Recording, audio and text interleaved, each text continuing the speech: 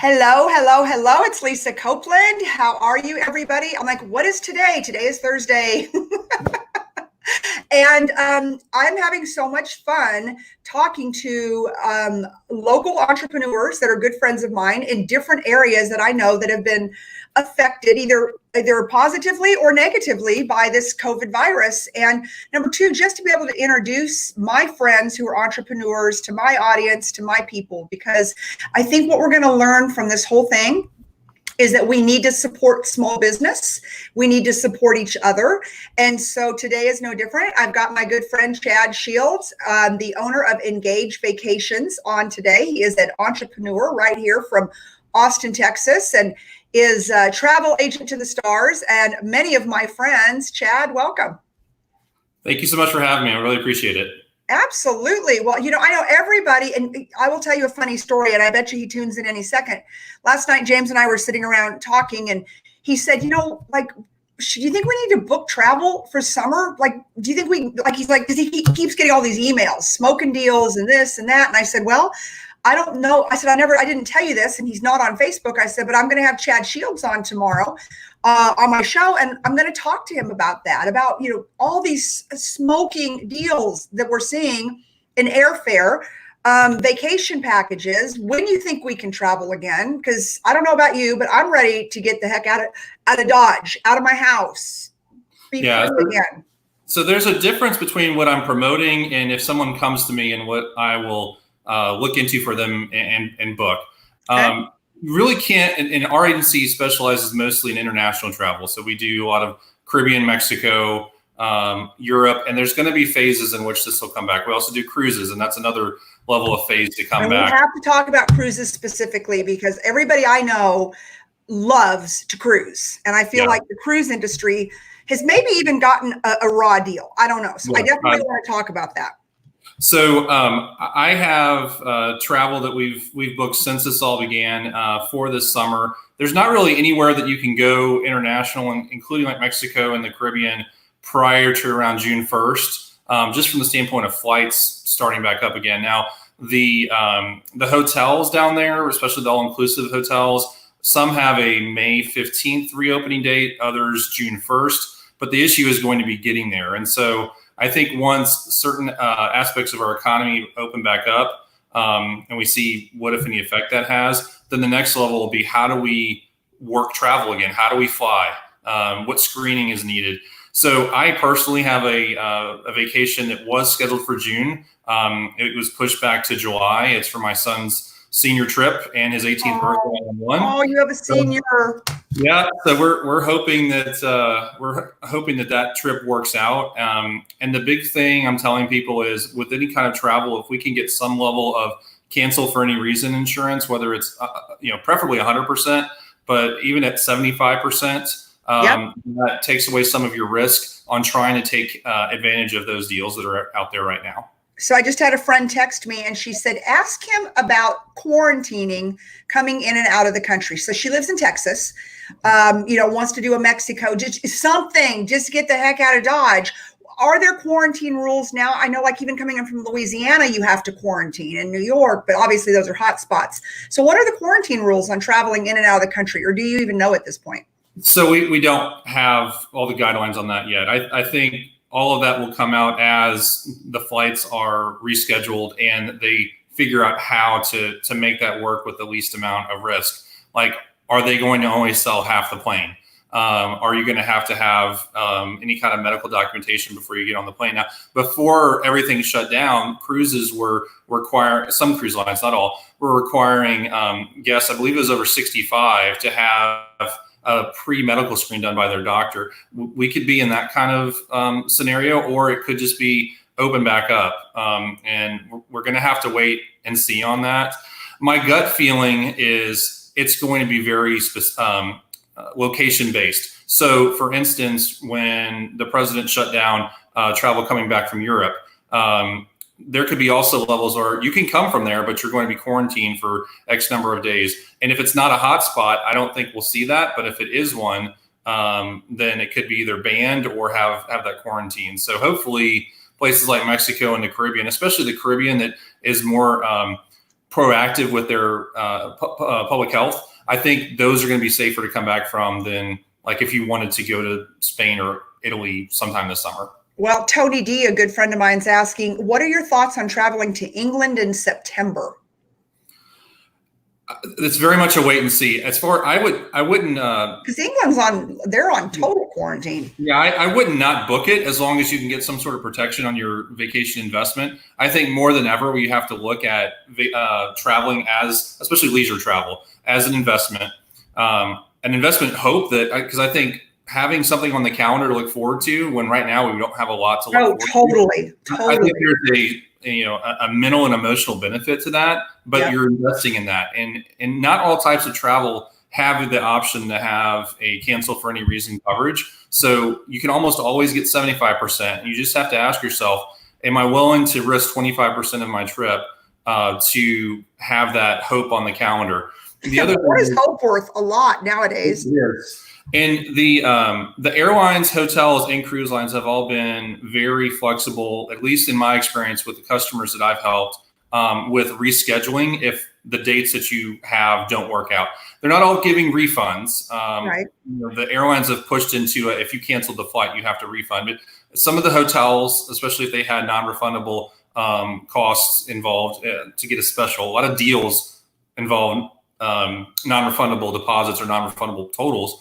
And so they've been very flexible about keep the booking and we'll give you some sort of benefit in doing that. And then come back in 2021 or later in 2020. So I would not book a trip like that, but you just have to look at it as an investment.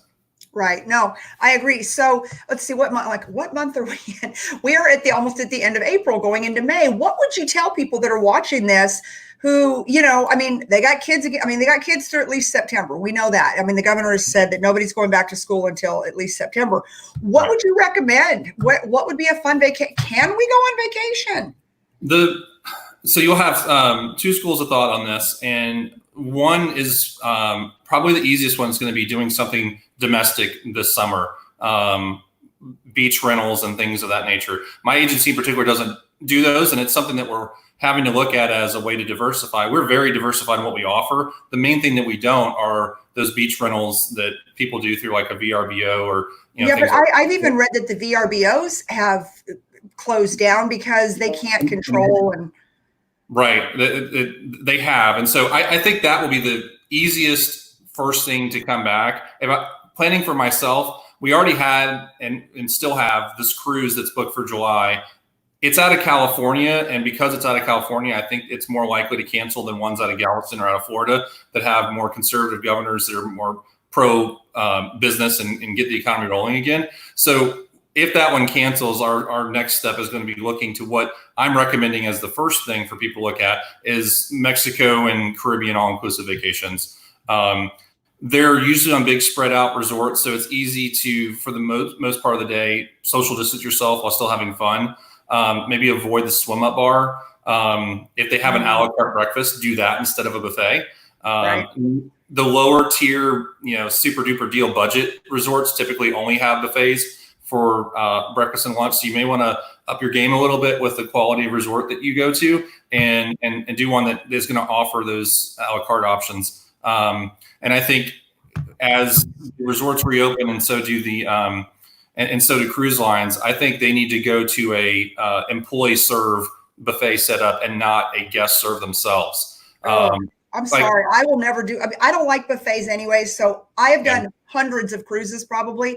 And I always try to book for, the dining rooms and be served. Something about just everybody up sneezing, coughing. Look, I can't do it. I've never been able to do it. The co-owner of Engage Vacations, Teresa Shields, is very much in the same boat. She does not like the buffet at all. So disgusting. We're going to the main dining room, and we are ordering a la carte or doing room service. So room service is another really good option. It's in all of their best interest down there to have the highest of cleanliness standards, because they depend on our tourism so much. I know. I just look at Italy and how it's just been decimated because of tourism and just obviously being a former Italian car dealer. I've got a big heart for Italy and the Italian people, and God, it just breaks my heart. Are there any are there any cruises going out now, Chad? And No. and do people need to be afraid to get back on a cruise ship? At what point do we go, okay, you know what? It's time. So I want to start with what we talked about a little bit earlier about the bad rap cruises got. So in my opinion, they did get somewhat of a bad rap, and in some ways they kind of made their own bed with this. So the fact that a cruise ship got stalled off the coast of Japan and Japan wouldn't let them in, and there were people infected, and that turned from a few people to 700 or whatever the number ended up being. I don't put that on the cruise line. I think that there was a lack of human decency by many governments of not figuring out who was sick, who wasn't, getting the ones that aren't off the ship, figuring out a way for treatment and quarantining the ones that were, and or quarantining even the people that were fine, but separating them from those that were known to be sick. And we could have avoided a lot of this. I think they probably should have stopped their own. It was one of those things like, you know how sometimes somebody's about to get fired and they quit instead. So that's what the cruise lines did. They voluntarily suspended their cruises hours before the administration was going to require them to do it. I think they were a little slow to do that, but all the ships are in. Actually, the last ship that was out to port, it was one of those world cruises that goes for like half a year. That one just got into port in Italy, if I remember correctly. So all the ships are either in port or anchored off the coast. There's a bunch of them in Miami and Fort Lauderdale right now, and they're just waiting. The latest round of suspensions for most of the major cruise lines that most of your guests would have heard of go through the end of June. Norwegian is still only through May 11th. I don't think that's because they necessarily think that cruises will resume in May, but with tens of thousands of cancellations, there needs to be a bit of a staggered timeline on processing people rebooking, making offers to entice people to keep their money with the cruise line and rebook as opposed to cancel. But I would anticipate that you would see them canceling through at least the end of June as well. And the goal would be July. Carnival, for instance, has limited bookings for some of their sailings in late July. So they're not going to try to book to capacity. So I think the cruise lines are going to try to be as innovative as possible to get their ships out and about again as quickly as possible. But while they know that there is some hesitancy to go cruising, especially for new to cruise, and they'll have to do things and make it very public what they're doing to keep things safe, not only to get people to book, but also to satisfy our president and the governors and other authorities that have to approve them to sail again. Are you going to put your family back on a cruise ship this summer if it's available? I'm booked for July 4th, and we will go if it sails. It's the same thing when we had situations in Mexico with all-inclusive resorts where the media would take a story about a shooting that was 100 miles away from where anybody would actually ever vacation, and they would make it into Mexico is too dangerous to travel to. I took my family during those times because I take perspective and figure out what is real, what is not, and is it a risk to me? Is it a risk to my family, more importantly? So if cruises are going, I trust that the cruise lines won't be subjecting themselves to further, hyper scrutiny. And so if they go, I think it'll be safe to go. There is always a chance that they could have to suspend further into the summer. But as soon as it's safe, I'll go again.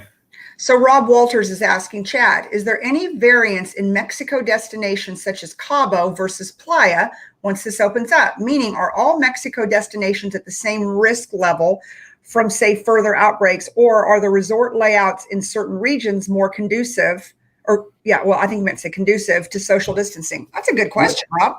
Yeah, that's my best friend. So thanks, Rob. Way to go, Rob. Good way to support.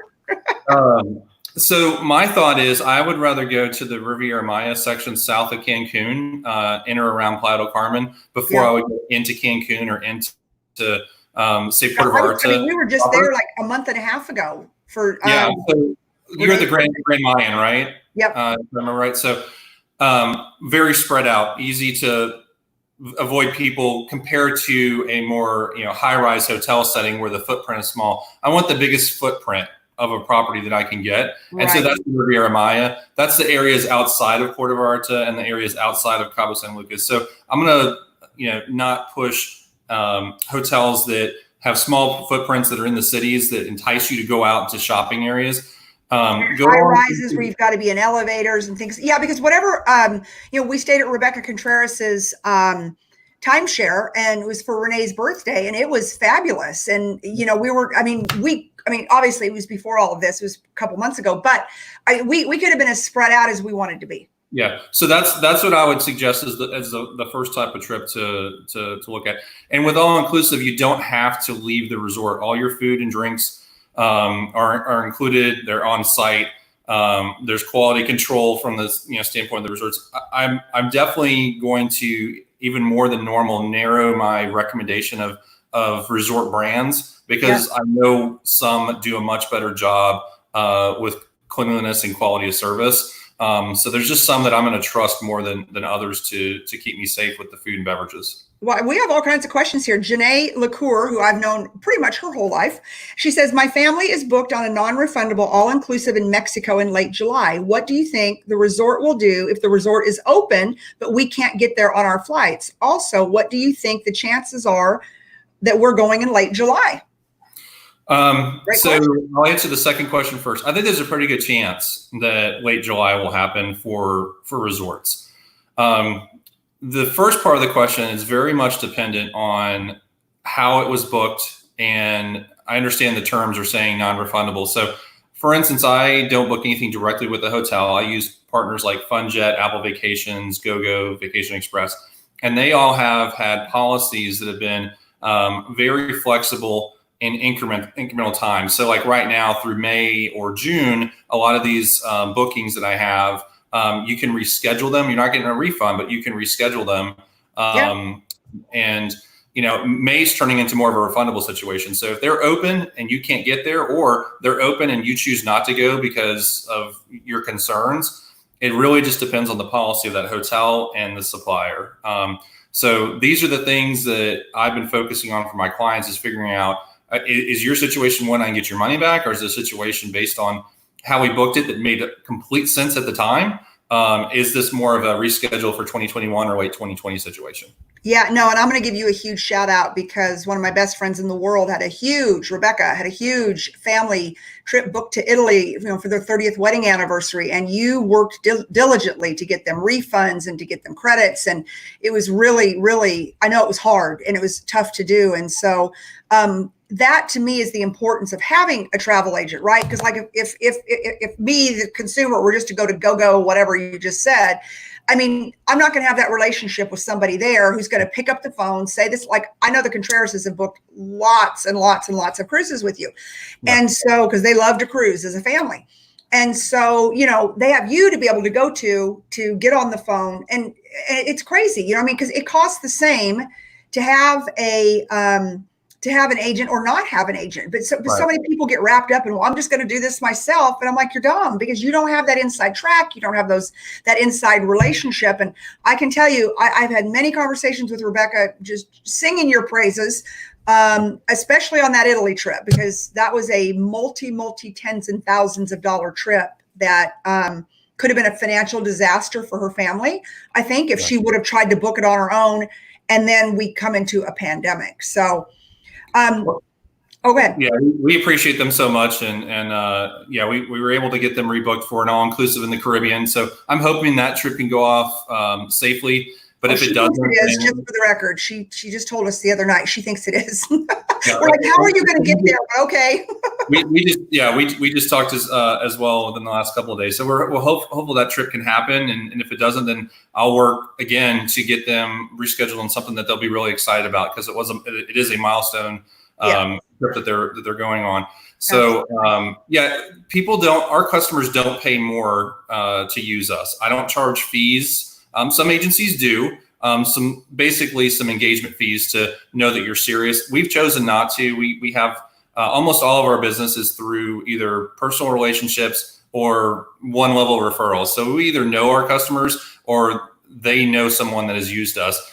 And because of that, our conversion rate is really high. We're, usually 80 to 90% of the inquiries we book And so we don't need to charge a fee because I never feel like we're working for free or that we're wasting our time. So in that 10 or 20% that don't book with us for whatever reason, most of the time it's just they decide not to do something. That's not a waste of time because we do a good job with them and maybe they'll come back the next time. So, I know you value your time. People in sales and people in business value their time. Their time is money. And one of the things is, through something like this, or even not nearly as serious, if you have to make changes or there's problems, I'm the one that's on hold with United Airlines or Carnival Cruise or any day of the week, 2-3 hours. Not you, Yeah, exactly. That can be the value of a travel agent without all the other values. Oh my God, that is the value. The one of the many values. Tony D wants to know, are there any destinations that are considered safe now? Obviously, Tony's trying to get the heck out of town. And we can book in the near future when flights become available. Tony, did you talk to James Copeland this morning or what? Like last night, he was like, go book something. Let's go somewhere. Let's do something, like anything. Yeah, not really anything until June, mainly because you can't really fly anywhere until then. So even as resorts are announcing in Mexico and the Caribbean, like Sandals, for instance, a brand that most people are familiar with, all of their resorts are scheduled to reopen on May 15th, but I'm not seeing the flights that will get people there. So there could be some last minute bookings once the flights go. But for instance, I want to be in Mexico, just not necessarily bring my family, but I want to be in Mexico to help promote their tourism and my business as soon as flights are going, and I feel comfortable doing it. And right now, the earliest I see for anything is around June 4th or so. And so I think there's going to be a level of patience that's needed that we're probably not really going anywhere until June as a best case scenario. And the hope is that happens. Well, Ricky Nelson's giving you a shout out. Ricky's giving you a shout out. She says, Chad and Teresa are rock star agents. So I know you've got, a huge fan base out there. So let's pivot a minute from travel questions and kind of to my whole real thing. You're an entrepreneur. You and your wife are entrepreneurs. You left your day corporate jobs because your business was so successful and took off, and who the heck doesn't want to travel, and the economy's good, and you guys have a great reputation. Life is great. And then world pandemic. Yeah. Well, I think the agents that did a good job with, I've kind of honed in on customer service during a crisis. So how do you handle your customers when what you're doing for them means you're not going to get paid? So in the travel business, I don't get paid until people travel for the most part. There's a few exceptions, but if people don't travel, I don't get paid. And so all the work that I did, especially in March and early this month as well, was basically doing things that would mean I'm not getting paid. But I know that if I take care of them in a situation where they are stressed and don't know what's going to happen, or worried about their money, or worried about the trip of a lifetime that they were going to take and when they can do it again, if I, in good faith, take care of them in that scenario, they'll easily be able to trust me with the next trip and refer friends. So I think the agents that did the best job with that and that were in a good position to weather a storm. We've had a lot of success over the last 5 years of Engage, and I was in the business for a few years before that. We had a lot of success, and we have a good nest egg to sit on to wait this out. So those that are in good financial position going into this, and those that did a great job with their customer service through the pandemic, I think will bounce back better than ever before, because I think this is going to show the value of a travel agent better than ever. So I'm not worried about it. It's a bummer, because all of a sudden just things halt to complete stop. But like you said, we do have a pretty good fan base. We don't do a lot of advertising because our customers advertise for us through good experience and through their referrals. And I think that will continue, especially as we have stores where we've gotten a win for our customer through a bad situation. Well, I can tell you the Contrerases are a huge win for you, because every time I talk to Beck, she just goes on and on about what a good job you did, because she spent tens and thousands of dollars. I mean, she's taken her whole family. That's a big family, by the way, to celebrate. And what a nightmare something like that would be to have to unwind. So kind of as we get this thing wrapped up today, tell what do you want people to know? What is it? What would be your ask of people that are on here? You have several of your clients on here. You've got your best friend. You got a lot of my friends on here. People are going to watch this on the replay. What do you want people to know? about travel? One of the biggest things one of the biggest things I want people to know and focus on as we come out of this is the support of the local small business, like mine, and that using a travel agent like me gives you the opportunity to have an expert working on your big investment without paying extra for it. And so when you are ready to travel, and now is a good time to start looking at what you want to do at the end of this year and going into next year. I certainly have the time to work on those things, but I have that expertise to help you figure out, what can we look at this year? What do we need to wait for next year? And not going through the big online agency that you may see on TV or sponsoring. TV. They're terrible, straight up terrible. Ugh. But you're not going to, if there's another issue, not even a world issue, but a personal issue, you're going to have someone that cares about your trip like it's my friend or family. So that would be the biggest thing. And the other thing I would look at travel as a way to put hope on the calendar. And if you have to do that for late in the year or the beginning of next year, download one of those apps on your smartphone where you have a countdown to your trip. There's a little bit of the risk that trip won't happen, but then you just reschedule it and you continue to have that hope until you actually do the travel. So use travel as a way to put hope on the calendar. And then for my fellow entrepreneurs that are struggling right now, in any way that you can have, like I've said, customer service in a crisis, win the trust of your customers now for when sales are back. I was never a salesperson. My dad was kind of like Big Tom Callahan from Tommy Boy. He could sell a ketchup popsicle to a lady in white gloves. I didn't have that. At least I didn't think I did until I found travel. I found something I was passionate about. And so, until those sales are back, win your customers, not necessarily through advertisement, but through your service now, and they'll come back in spades. So. They will. And, and I think too, you and I were talking a couple minutes before we went on air, a couple things that I know I'm walking away with from this whole experience is, number one, to stay hyper local and to shop locally. And so I'm being really careful about that. That's why I'm doing these shows. I'm bringing my friends on because I just, I want to introduce people to other people. I think that's like my personal superpower is I'm a connector. And so I think that's important. And so it'll be a cold day in hell, I'll tell you, before I ever do business with Ruth Chris Steakhouse ever. But now, Burger Shack, or what is it? Shake Shack.